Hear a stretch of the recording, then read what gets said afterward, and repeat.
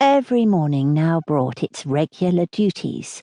Shops were to be visited, some new part of the town to be looked at, and the pump room to be attended, where they paraded up and down for an hour, looking at everybody and speaking to no one.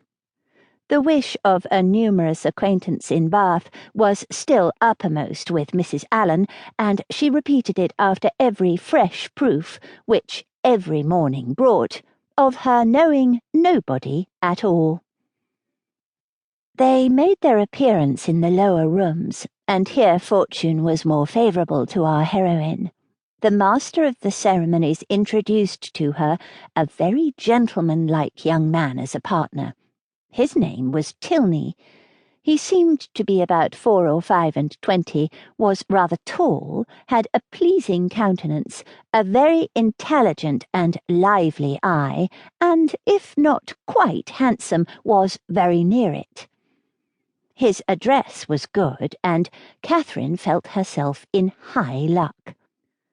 There was little leisure for speaking while they danced, but when they were seated at tea she found him as agreeable as she had already given him credit for being.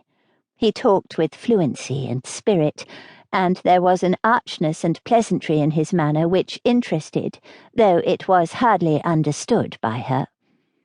After chatting some time on such matters as naturally arose from the objects around them, he suddenly addressed her with, "I have hitherto been very remiss, madam, in the proper attentions of a partner here. I have not yet asked you how long you have been in Bath, whether you were ever here before, whether you have been at the upper rooms, the theatre, and the concert, and how you like the place altogether. I have been very negligent. But are you now at leisure to satisfy me in these particulars? If you are, I will begin directly."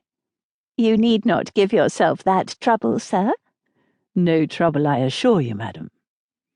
Then, forming his features into a set smile and affectedly softening his voice, he added, with a simpering air, "Have you been long in Bath, madam?" "About a week, sir," replied Catherine, trying not to laugh. "Really?" with affected astonishment. "Why should you be surprised, sir?"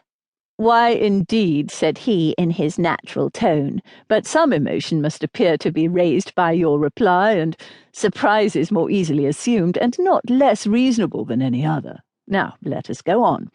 Were you never here before, madam?" "Never, sir." "Indeed? Have you yet honoured the upper rooms?" "Yes, sir, I was there last Monday." "Have you been to the theatre?" "Yes, sir, I was at the play on Tuesday." "To the concert?" "Yes, sir, on Wednesday." "And are you altogether pleased with Bath?" "Yes, I like it very well."